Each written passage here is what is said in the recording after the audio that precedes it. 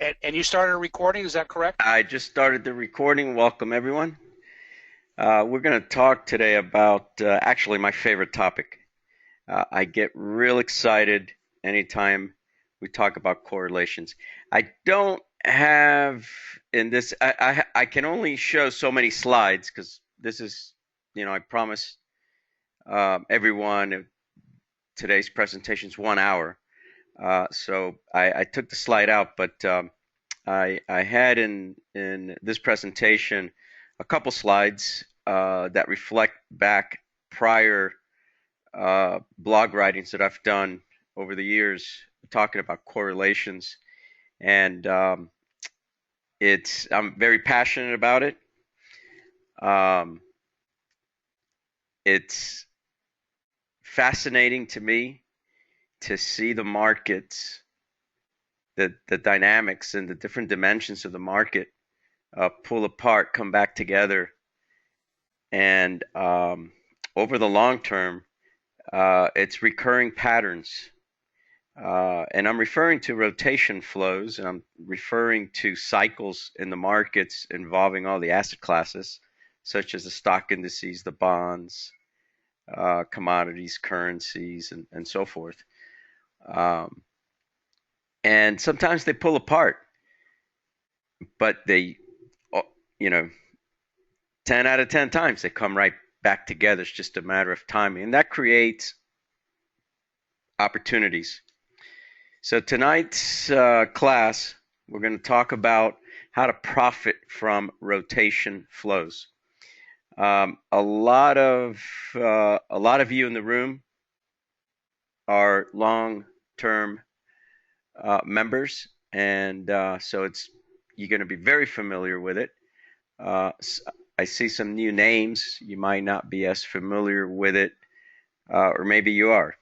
But I promise you that by the end of tonight, you will have, hopefully, you'll take away some ideas that if you take it in, you'll be able to see it in the markets in the next following weeks, if not days. This past Sunday, or every weekend, I write a report called The Week Ahead. Here's one from this past week, and I mentioned the recent steep sudden sell-off that we saw last week in German bonds, Japanese government bonds, treasuries, and other global fixed income instruments suggests a potential liquidity problem may be surfacing. Did you guys hear some of that today on CNBC? And not only did I write about it this week, this past weekend, I wrote about it the weekend before. And in the weekend before, I had gold in the spotlight. And I said the rally in gold coincided with the steep sell-off in the US dollar. Let me see if I can pull this one up so you guys get to see it. I'm giving you the backdrop for the lesson. That's what I'm doing. Here's the prior week. It says here gold was on the spotlight, providing multiple trading opportunities with a strong rise in volatility. Metal surged Monday and Tuesday before falling sharply at the end of the week. The rally in gold coincided with the steep sell-off in the U.S. dollar. The bearish breakdown in the 10-year note futures helped us identify gold as an ideal market to sell short, and go on to talk a little bit more about the relationship between stocks, bonds, dollar, and it helps us spot money flows and rotations. And ultimately, what this does for me is that it helps me select the markets that are poised for powerful moves. So when you hear Ken saying it was a volatile week last week, but we happen to do well, we strive when the markets become volatile. And we strive because our approach, what I'm going to show you this evening, helps us to look at the markets like a chess player.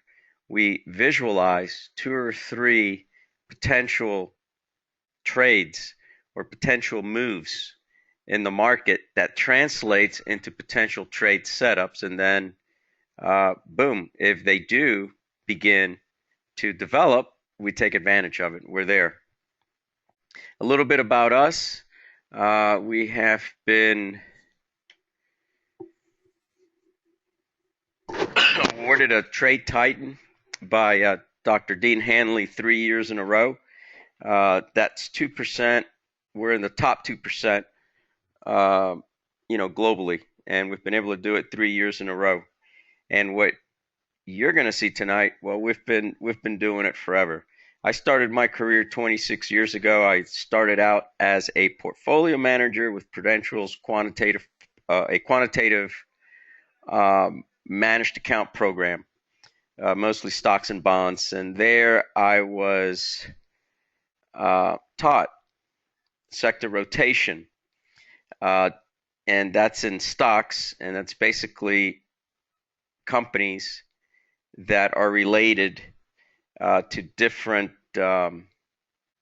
sectors of the economy, such as staples, energies, even commodities, and so forth and so on. And after leaving the bigger firms to set up my own firm, that's been really the cornerstone of what I established the company. I've received several awards and some of them are from big groups like Franklin Templeton Group and Oppenheimer Funds. I am a professional money manager registered with the proper authorities. And Augustine, which I don't know if Augustine will have the time to come in, but Augustine runs our trading room. And what you will hear me talk about tonight, Augustine puts it into play every morning. I actually come in at the end of the trading room session, but Augustine starts it and he does 80% of it. Augustine joined us approximately 2 years ago, maybe a little longer now, and he's does an excellent job. Rotation flows. To understand rotation flows, you got to understand a little bit about how the markets work. Let me see if I can get a pointer here. Yeah, you all see the red dot?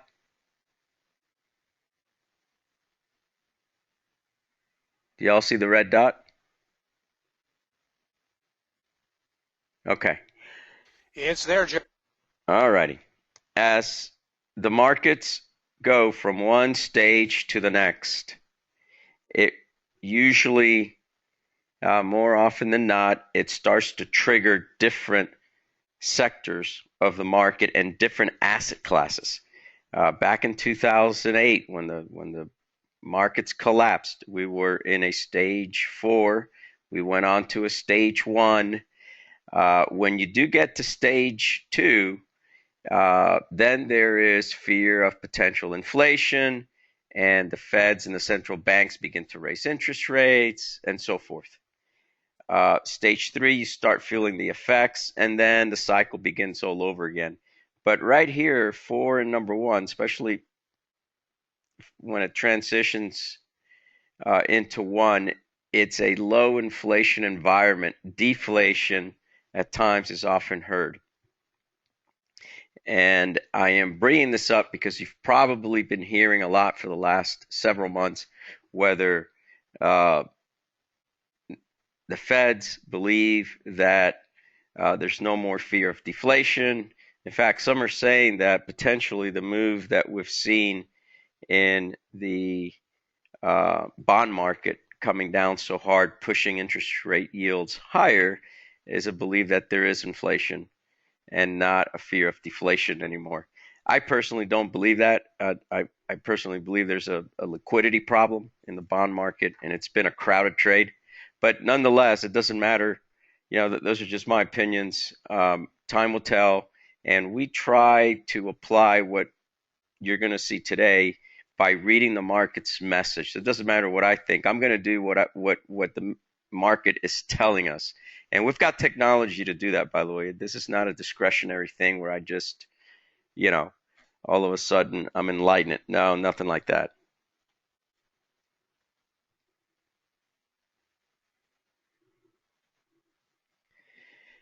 You will see most trading days, monies or positions initiating and unwinding of positions that occur between treasuries, stocks, commodities, foreign currencies, and cash.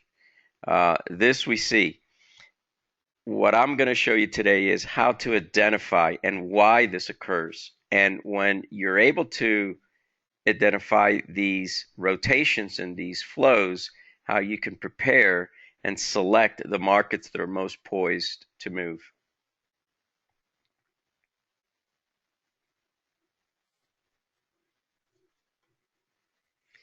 Bond yield and currency. Gold has been demonstrating a direct correlation with bonds, an inverse correlation with interest rates.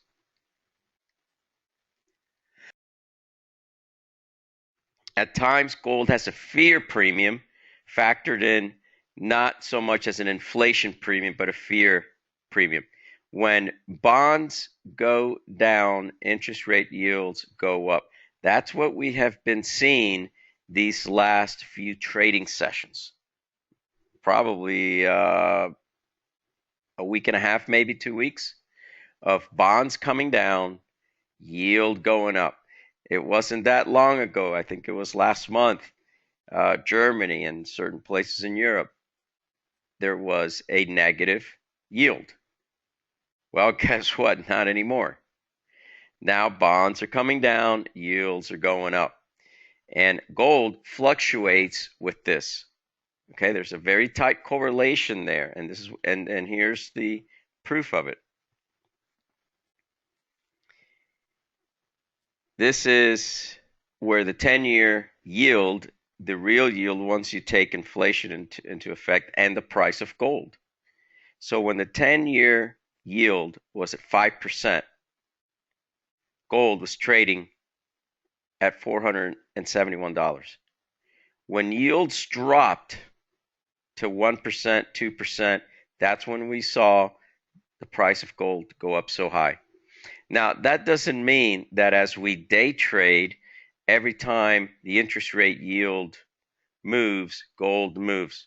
It doesn't on a day-to-day basis. For the most part, they do. Now, as a day trader, knowing this relationship and having the tools to identify it, it can give you quite an edge when the correlations are tight, when the correlations are there, and all of a sudden you see the 10-year notes approaching a critical level, and your signal in gold is not even there yet, but it's coming, and you're ready. Yeah, Mark, I'm answering questions at the end, and I'm going to answer some questions in the middle. We're going to take a break in the middle of the presentation. I'll take that time to answer questions as well. There's nothing formal about this presentation, Mark. There's nothing formal, so it's very relaxed, and it's not canned in any way, shape, or form.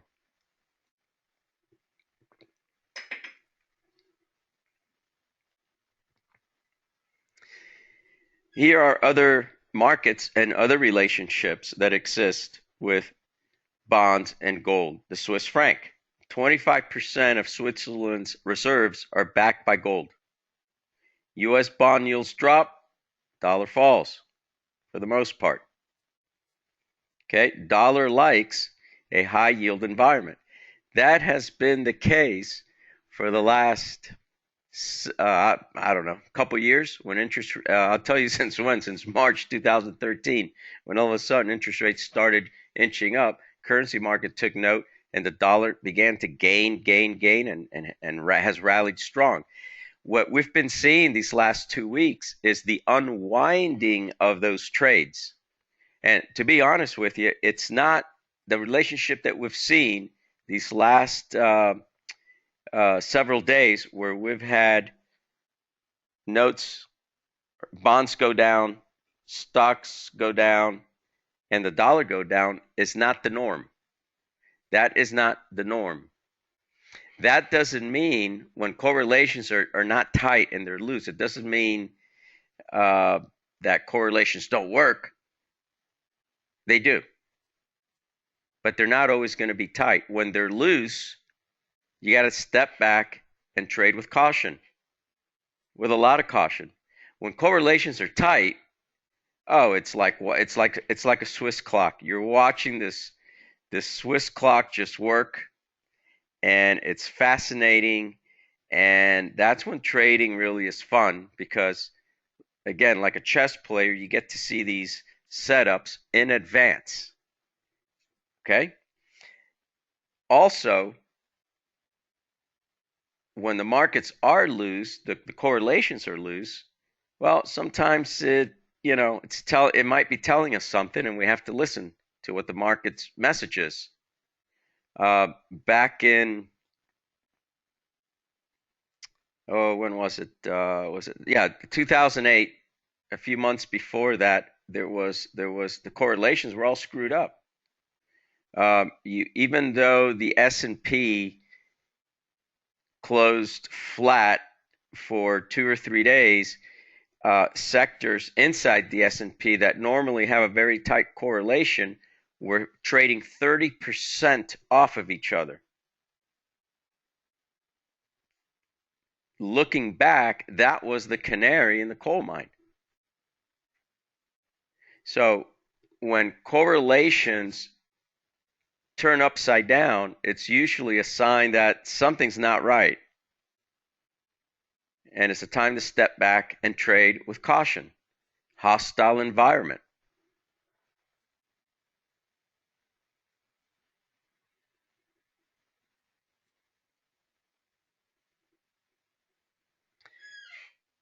All right, so what does all this mean in the market today, right now?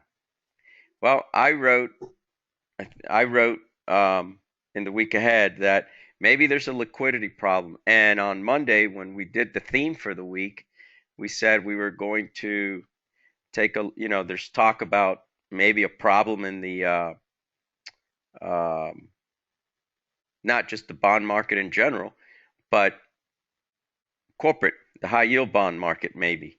When the markets get crazy, like these last few days, where pundits on TV that are supposed to be experts are scratching their heads and are saying, I don't know why the dollar's doing this today.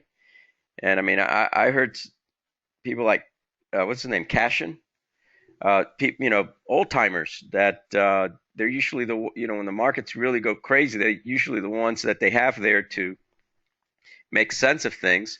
And these last yesterday and today, it's been a little what's the right word to use? Challenging as far as what is the market's message. All right. Also, commodities. We've got Australia is the third largest gold producer. Canada's fifth.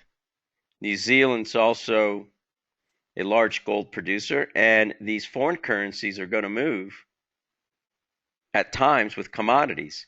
If you know this and you are a Forex trader, you just gained an edge over other Forex traders. We are considered multi-asset traders. We look at the markets as from the top down, which is also considered macro traders. That's when these relationships stare at us, and wow, they're easier to identify. So for those that are in the room that are just FX traders or just S&P traders, you're going to gain an edge if you take a little bit of time out and learn how these different markets are related to each other. Crude oil trades a lot with the Canadian. Boy, we've seen that. I think we had a trade last week in the Canadian. Was it a short Canadian? think it might have been a short Canadian trade, and that's I think the first day in the last two weeks that crude oil also came down. There's a relationship with the dollar and crude oil. The CME about a year and a half ago came out and said the concept of risk on, risk off trading has won increasing interest and popularity in recent years. There are, of course, many ways to construct transactions that are sensitive to these macroeconomic conditions. So one of the things that we do in trying to pick up on these rotation flows is market sentiment or market environment. There are some basics. Risk on, risk off is a basic market environment. Risk on is when traders or investors take greater risk for greater opportunities, potentially greater returns. The huge movement of large institutions and investors all in or all out of asset classes has caused many assets to become highly correlated. We've had this for a while, but since 2008 up to recently, it's been risk on or risk off. This past year and a half, we started to see other market dynamics that were more typical of years past starting to come back into the market, which is good, which is real good. The carry trade. The carry trade. How many of you here have heard of the carry trade? Not being a Forex trader, a lot of Forex traders know what the carry trade is.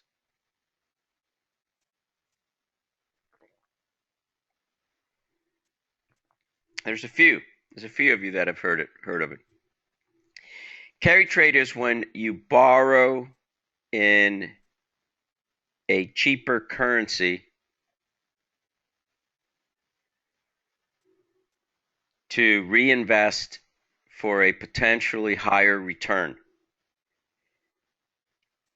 Before 2008, before the financial collapse, our average interest rate, a basket of treasuries, would yield you 5 to 5.5%. U.S. treasuries.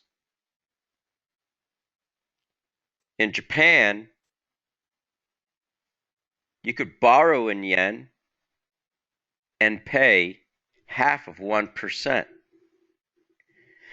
So there's been a institutional and your mega funds and your mega investors that would borrow in yen, reinvest in either treasuries or stock markets or emerging markets. Since interest rates collapsed after 2008, the popular trade for carry trade has been borrowing in yen, reinvesting in stocks, equities, S&P, the Nikkei.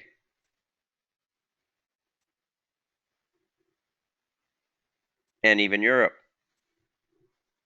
Understanding the dynamics can help us trade the Japanese yen, can help us trade the S&P, can help us trade even bonds.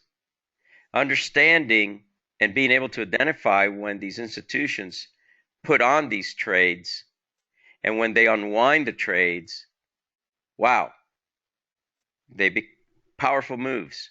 And it's nice to be able to pick up on it and get ahead of that move.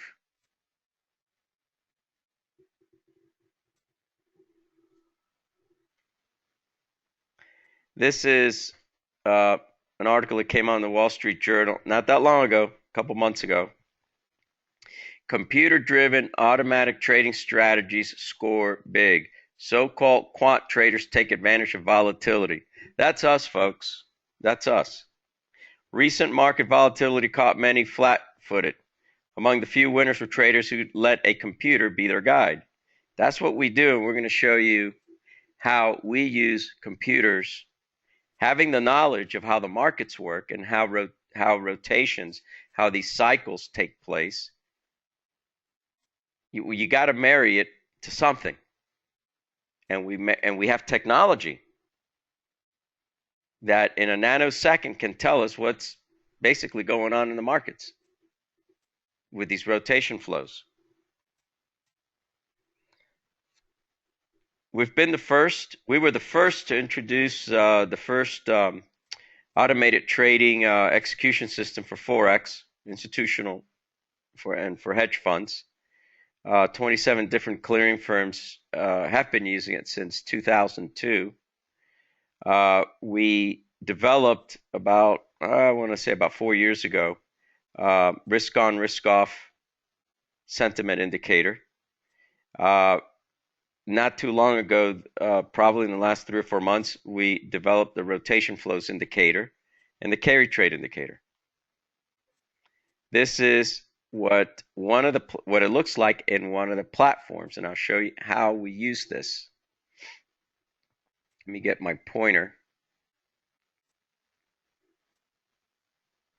We break up the markets.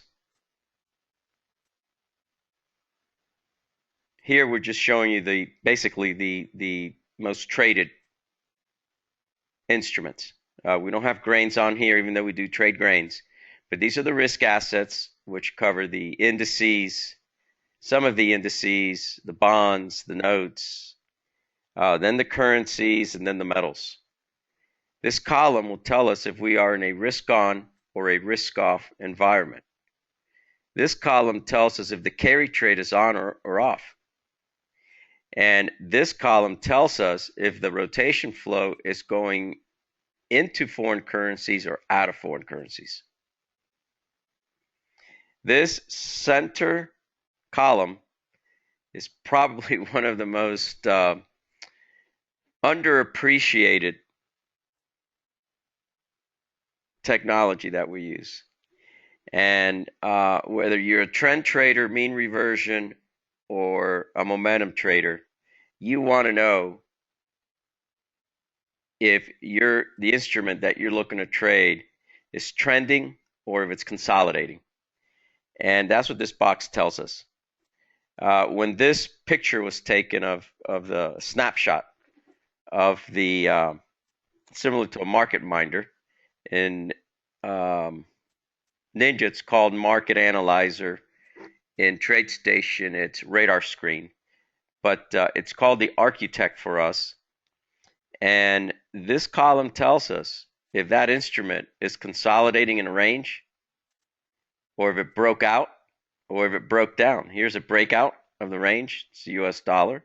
Here's a breakdown of the range, euro, not surprising. And the others are in the box. How does this help you? Well, if it's risk off, I know what I'm looking to trade, just like carry off and FX up. And if I like trading breakouts, I'm looking at these instruments, or the instruments that are still inside the range. You may want to trade the ones that already broke out. These 3 columns named extreme, this is an extreme 1, 3, and 8. This is a dynamic velocity indicator. Once we have established if we are in risk off, the carry trade is on or off, and what currencies are doing, then we want to select the strongest velocity leader for longs and the velocity leaders to the downside for shorts. Let me go ahead and show you another snapshot. Here's one under a different market environment.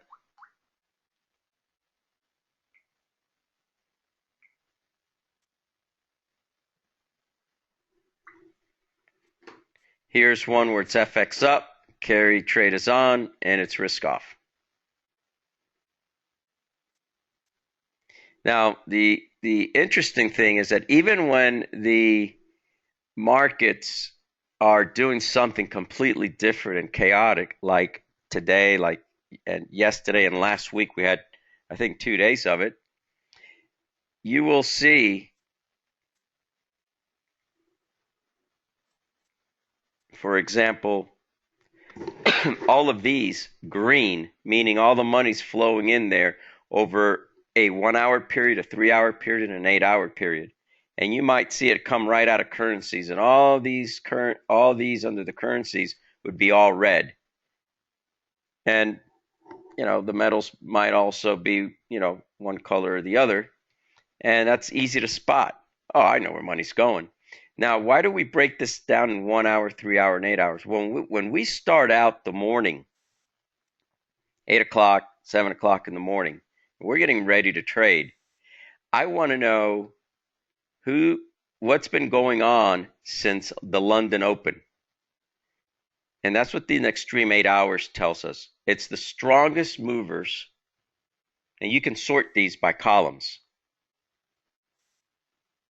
And the mini Russell, whenever this was taken, I don't know when this was taken, was the strongest one, led by the NASDAQ and so forth. Just like during our lunch hour, volume dries up, things consolidate. Well, that's what this extreme 3 does, if you're looking at it at 8 o'clock in the morning, for London's lunch. And this is our pre-open. So this gives us a wealth of information about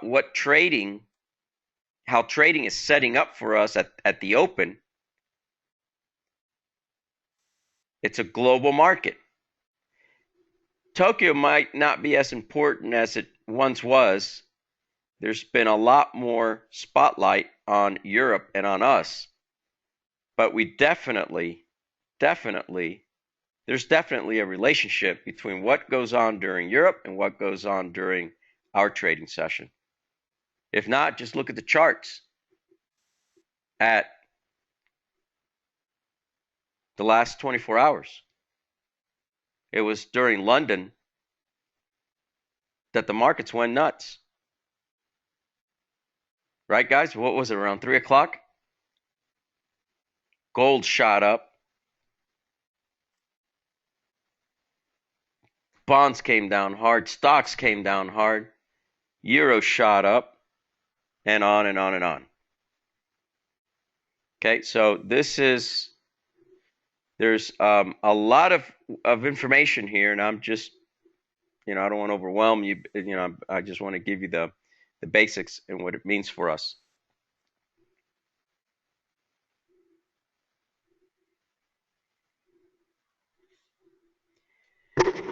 we also provide you the rotation flows indicator that you can put up on the charts. And this is the carry trade, and this is should be the yen. And you can see how big these moves are when the indicator tells you the flow is there. It's happening. And you can see there's an $1,100 move on the first one and a $1,400 move on the next one.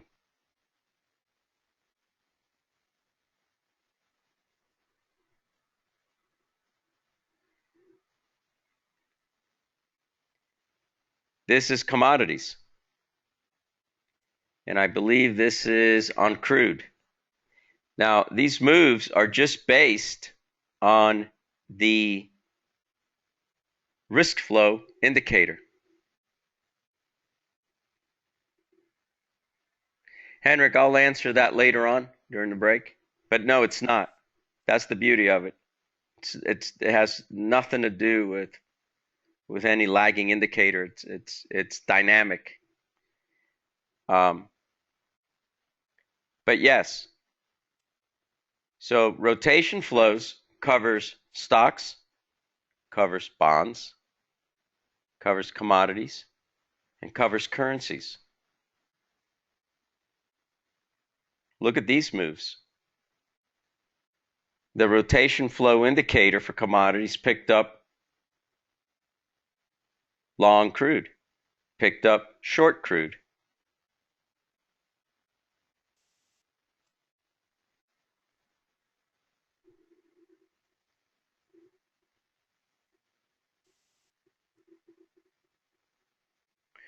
Terry's asking which platform does rotation flows work?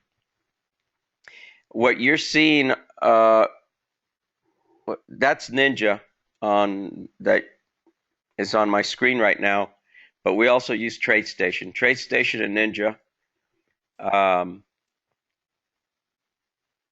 we used to have it on Aspen Graphics, but they really priced themselves out of the market. Don't have it on Thinkorswim. Uh, most of our indicators are on OpenECry.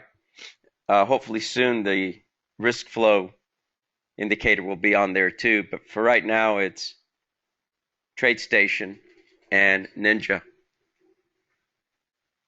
Yeah, John, great question. John's asking, are these all one contract? That's just one contract, John. Just one contract.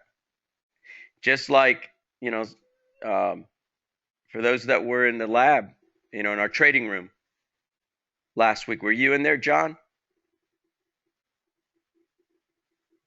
We did $3,000 in profits for the week, and there weren't that many trades, but that's just one contract. We've got traders that trade 10 contracts. Others trade 5 contracts. Just multiply it to your account size. Mark is asking questions based on the numbers posted on your website in March. You made 3,300 in the trading room. You lost 3,000 gross profit. 50 for the month after commissions close zero. There is commissions in there, Mark, and it tells you the commission amount in there as well.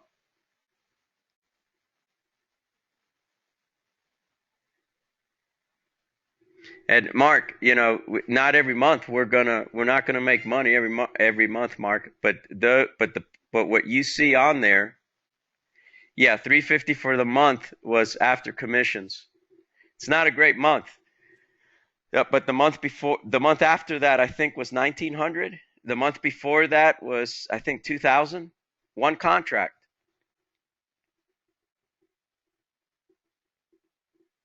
Last week, $3,000. That's a lot for us for one contract.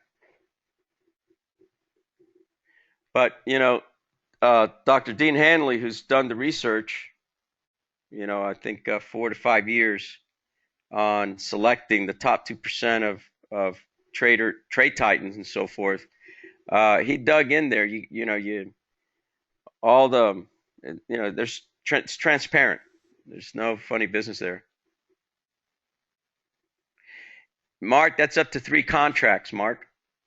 And then it's averaged out over a year. So, you can have 2 losing months and still make a titan. And that 5,000 is it's not 5,000 per month. I think it's 50,000 per year. So it's a little less, and that's I believe 3 contracts, if not more. We did 50,000 with one contract, if I'm not mistaken, last year or the year before, with one contract. But at any rate, what other questions? Here's another one on commodities. You can see $750 move down, $200 move down. It's not gonna be profitable every time. And this is not even calling the signal. This is just on the rotation flows.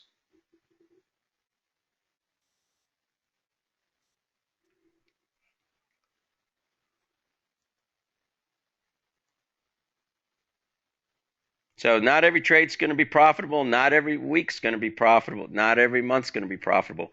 We did a inside the numbers. By the way, Mark, we try to do it at the beginning of the month. We do one of these meetups and we discuss the prior month. We show the trades. And if I'm not mistaken, if I remember correctly, I don't know. Ken, do you remember what we did last month?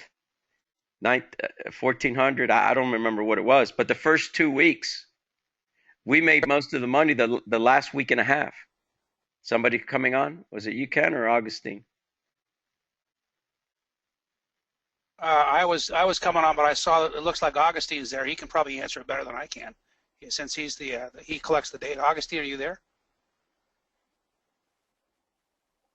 He may not be. He just might have signed in early.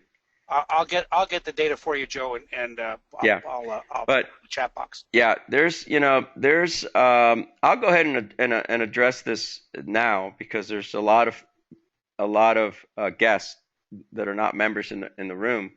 There's a lot of traders that try to have a fixed goal. They want to make X dollars per day, and if I'm coaching you, that's the lot. I teach against that. I teach against that big time. You're setting yourself up to fail if you think you can make money every day, especially a set amount of money, or if you think you can make money every week.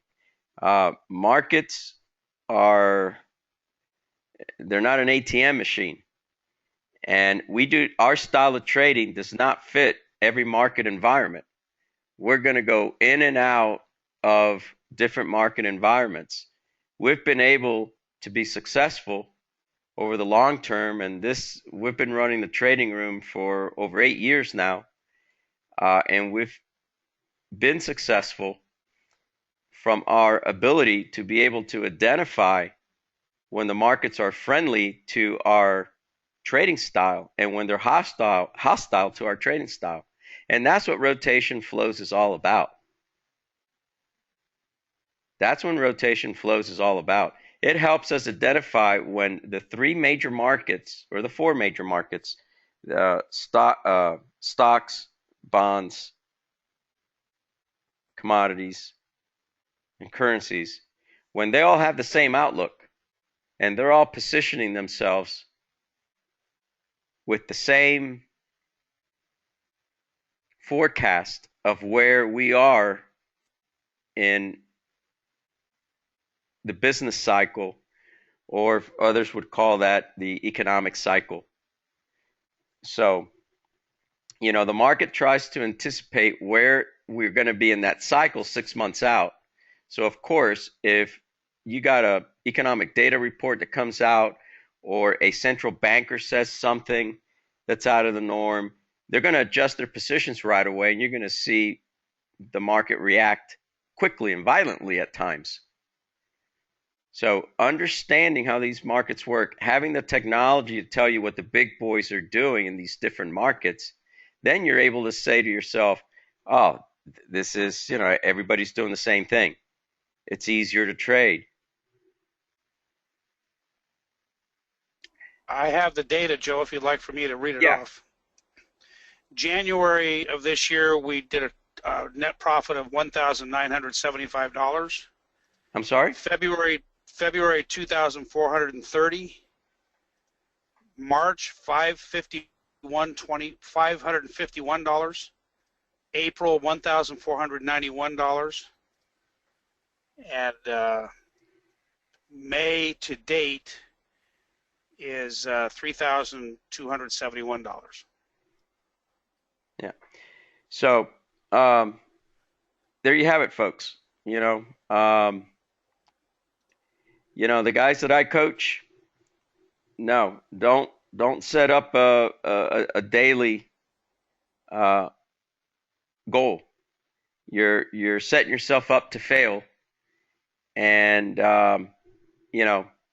I've seen great traders turn into poor traders just by their minds, letting their minds take over. So your goals should be set on taking trades when the markets are friendly for you, and taking or stepping out or trading very light when the markets are not, or when the markets are hostile. That's how you should be rewarding yourself and setting your goals. And what that translates for us is that we're going to have weeks, days where trading is light or we're even losing money. And then we make it up when the markets get back in sync, and we have more trade signals. like we did last week. You know, you know, last week we had a great week, not because, we woke up and ate our Wheaties. Um, it had nothing to do with us. What we did last week is what we did the week before and the week before and the week before and the week before. It's up to the market. So when the markets are friendly, we go big. We trade more. When the markets are hostile, we step aside. We trade very light. That's what rotation flows can do for you. Let me see if I have what other slides I may have here. And then, we got plenty of more slides. So let's go ahead and move on. It's getting a little late. Here's a huge move in Forex. That's a $4,000 move that was picked up in, looks like the euro. This is a rotation flow of risk off. It looks like, I think. Yeah, for the S&P. That's a $1,000 move. Oh, I don't have it here. Wait a minute. No, I guess that is it. I thought I had a lot more slides, but no, we're right on target. It's almost 9 o'clock. So let's open it up for Q&A.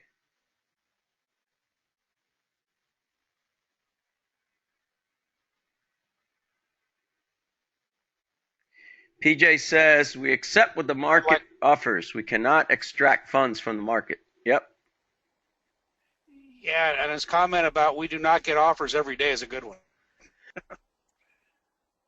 Isn't that the truth? Guys, Yes. and you got to be careful, with your personality and your mindset. There are times, like today, I woke up today, yesterday, I think I only had one trade. I had that British pound trade yesterday, I think, during the trading room anyway. And last week was such an exciting week. I woke up this morning so eager to trade. I was, my enthusiasm was there, my motivation was there. And I opened up these charts and it's like, whoa, everything happened. It happened during London. It's too late. There was nothing to do today. We were in our trading room where we normally have 3 or 4 trade calls. I don't think we had one. Did we have any? No, right, Augustine? I don't think we had one trade today. So it is what it is. David's asking, what's the typical amount of time that you stay in the trade once you're in it? David, we have 2 styles of trading, and they're both day trading, even though you can have some positions that you put on as a day trade, and you may be able to keep it for 2 or 3 days if you want to, if it's going in your favor. But my favorite style of trading is momentum. We have trading signals for momentum style traders and for intraday trending traders. The intraday trending style can have you in a trade anywhere from 5 minutes to an hour, maybe. Momentum trading could be anywhere from a minute or 2 minutes, and we're not scalpers. But you could be in a trade for a minute, 2 minutes, and it could last you, 20 minutes, or even more. Especially if they take a direction and they start trending, you can just keep moving your trailing stop. I'll tell you our norm. We will risk $200. Not always. Sometimes risk is only 100. Sometimes risk is 300 or 400. But our norm is risking $200 for the opportunity to make 400, 600, and at times $800. So with those numbers, we don't have to be right all the time. We only have to be right half the time, and we're going to do very, very well. The markets are not always going to have follow through. So you're not always going to risk 200 and make 800. That's not the norm. The norm for an intraday trade might be risking 200 to make 400. Those are more typical, more common. But on those days where the rotations are perfect, they're all in sync, everything's tight, and some of these markets are at break points. We've had $1,800 trades, one contract. Not the norm, but we definitely try to identify those. Those sometimes could last you a little bit longer. So that's not going to be a 5-minute trade. It could be an hour or 3-hour trade on crude oil, gold, sometimes the S&P. What did we do with the S&P? We made $747 with, what was it? The NASDAQ, I think, last week, and the S&P. We also do pyramiding. On that particular trade, I shorted, I think it was my trade. I don't know if it was Augustine's or mine. I think it was mine. I shorted the S&P. The signals were there, the rotation, so it was risk off. Shorted. The first signal was NASDAQ. Had it. It was I was up a couple $100, I think, $250. Decided to then short the S&P. I couldn't add to my position because the signals weren't there, but I had a signal coming up in the NASDAQ. So I risked the $200 that I was already up on, $250. I risked the $250 I was already up on, and I put on a trade in the S&P. Same direction. So it was directional pyramiding, what I call.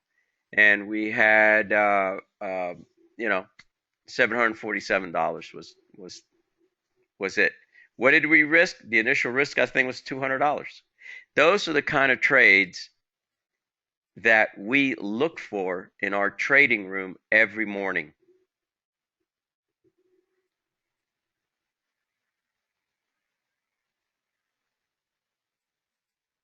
Yes, David is asking, so you will adjust profit targets and stop losses as the trade progresses. Yes, absolutely. Yep. The only trade I had yesterday, as an example, David, was a long British pound trade, and it was in zone 2, a little bit higher risk because it didn't have the opportunity. It wasn't a risk 200 to make 800. I think it was risk 200 to make 400. And if I would have used just a fixed stop loss and not trail it, I would have made the $400. But I decided to trail it because nothing else was making sense. That was the only currency that was really having follow through. And I think I got out for maybe $180 on a pullback because of my trailing stop. That's okay, We're okay with that.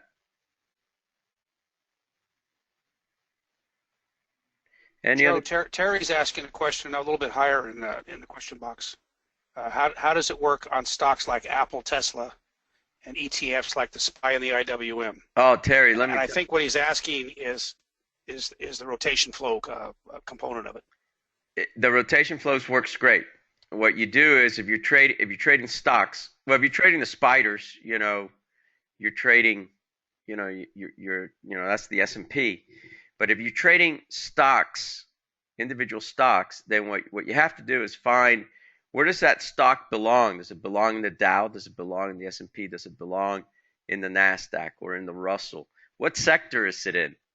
And then what you do is, if the rotation flows are telling you risk on, as an example, or even risk off, those are stock plays. At least the ones that you're mentioning there. Those are growth stocks that you're mentioning, with the exception of the spiders. So what you have to do is you're talking about Apple and Tesla, yet you have them on your, let me go back, on your next stream, on your you have them here on your architect. You could have this instead of risk assets, you could have stocks. You can have 20, 30, whatever you want in here, and it's your Teslas, your Apples. And then you have, the S&P, Dow, and NASDAQ up here. This is going to sort it by 1 hour, 3 hour, and 8 hour. You're trading the open. So what you want to do is look at, as an example, the NASDAQ, which is mostly growth stocks. Well, were they buying up the indices since London, since the slow period of London and are pre-open? Are they buying them up? That's going to give you an indication how these stocks are going to open up. Now, what you want to do is that if you're, let's say that here you've got Tesla on top and you've got Apple at the bottom. You're looking for a long, go with the leader. Go with the one that has the strongest velocity. That's going to show up on top. This sorts it. I think this one is being sorted by the 1 hour, it looks like. No.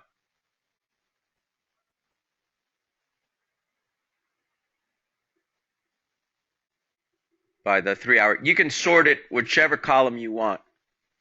And Terry, I traded stocks back in the 90s. And I had this in the 90s.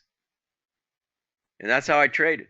In fact, I gave a presentation in Omega World 2000 in New York City. Omega World was a trade station, and they used to have once a year a huge conference for strategists and systems developers. When they were building, by the way, the equivalent of trade station for this is called radar screen. When they were developing radar screen, they came to me. By coincidence, I went to high school with the two founders, the two brothers, Cruz brothers. So we knew each other. They came to me and they said, this is what we want to develop. Since you're a trader, what would you want it to do for you? And I had, of course, a long list. And they were at my office for 3 or 4 weeks, breaking it down. I had my own version, but my own version was limited. They took it, they expanded on it, and named it, and that was their radar screen. So when they had the conference, they introduced the radar screen. They had me do it. So I introduced the radar screen to the audience with my methodology, my system, and it's what I'm showing you right here. For stocks, I used here, let me go back. I'm going back to the year 2000, by the way. Omega World 2000. Here you go. This exact same picture I used in that presentation. And what happens here is that depending on what stage we're in, stage 1, 2, 3, or 4, you're going to have different sectors of the S&P that are going to outperform the others.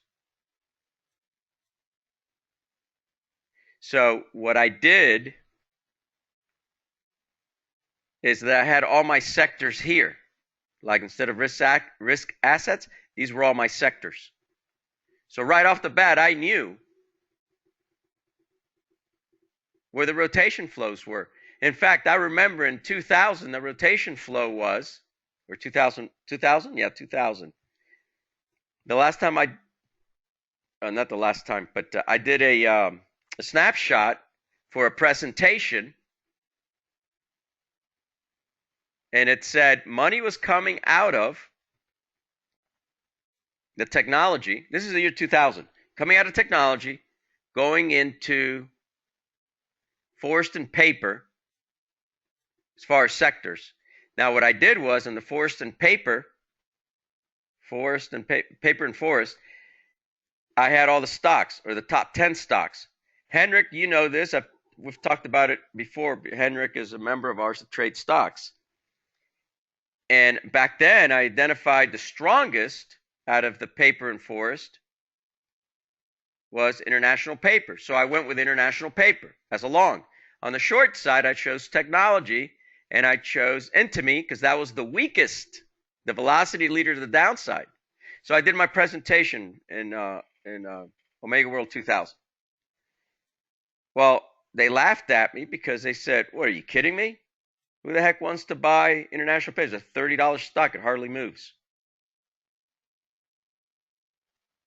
And you're going to short Intimi? Intimi was at 300 and it was down to like 225. They were saying it was a great buy opportunity, buy the dip. Well, what that was telling us, what the market was telling us, it was showing us the first sign of a shift into home builders, into the big real estate boom that we had from 2001 to 2007, 2008. And of course, the technology collapse. Intimi went down to $5.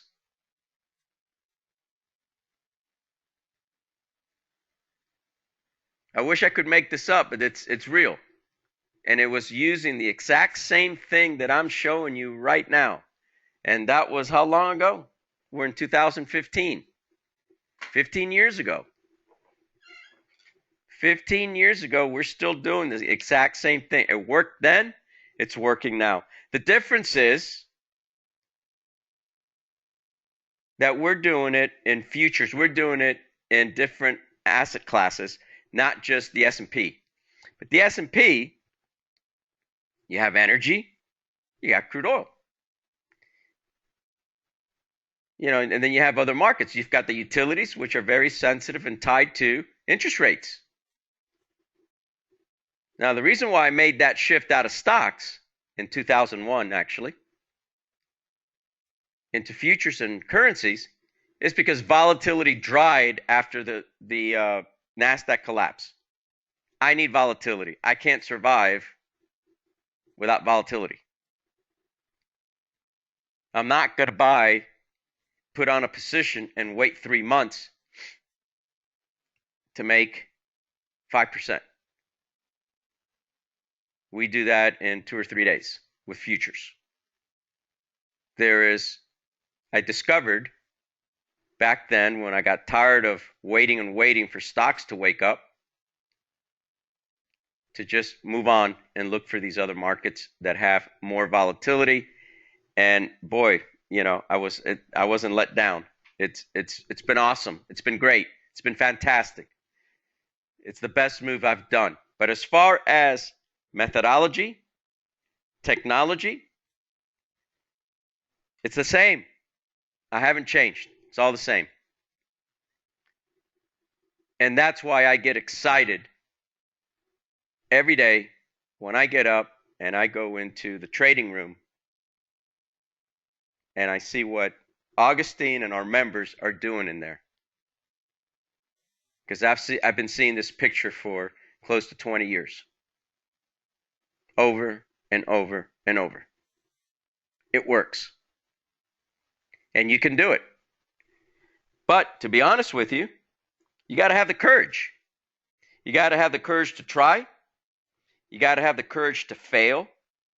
You got to have the courage to succeed. And you have to have the courage to persevere.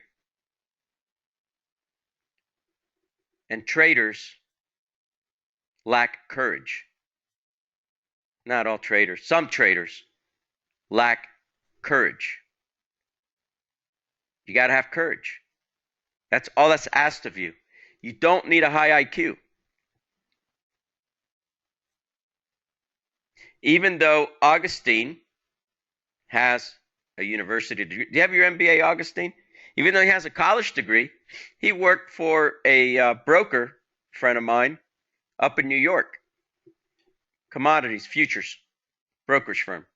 And someone who's very well known as a trader.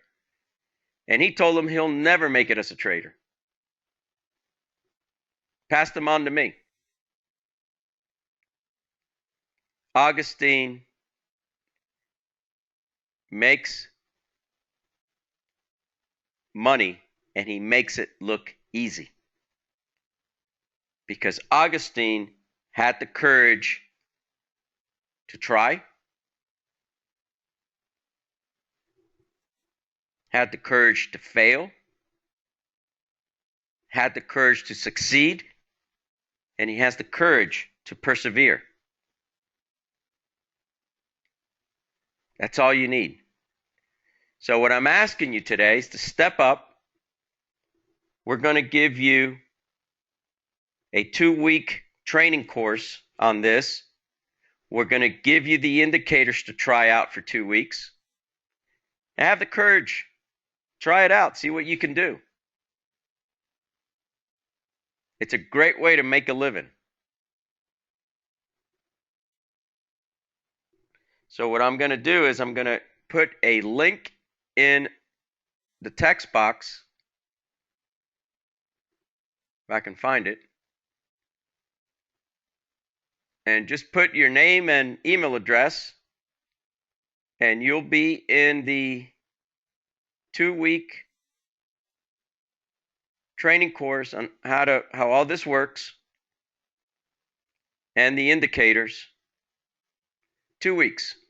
So that's all I'm asking of you. Give it 2 weeks.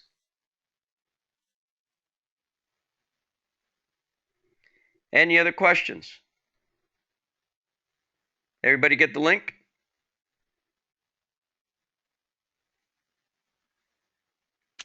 It's in there, Joe. As far as building the architect with sectors, and I've helped some of our stock traders who use our tools to be able to trade stocks. I've helped them build this. So if this is something that interests a stock trader,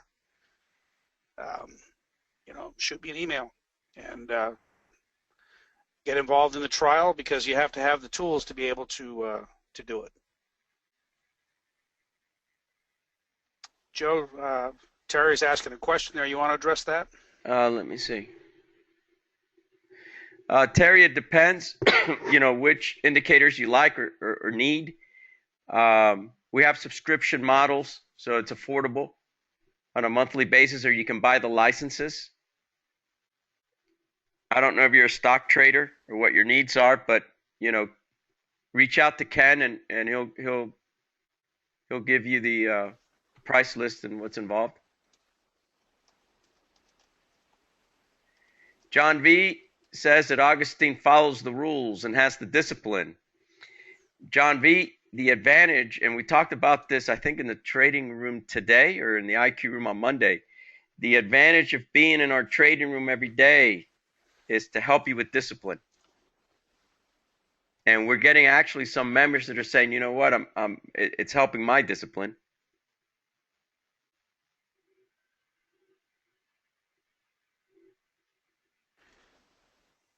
So, folks, this is Ken again. I put my email address in the chat box, so if you are interested in what we're talking about, you can also reach out to me. Shoot me an email, and we'll get you started on your way.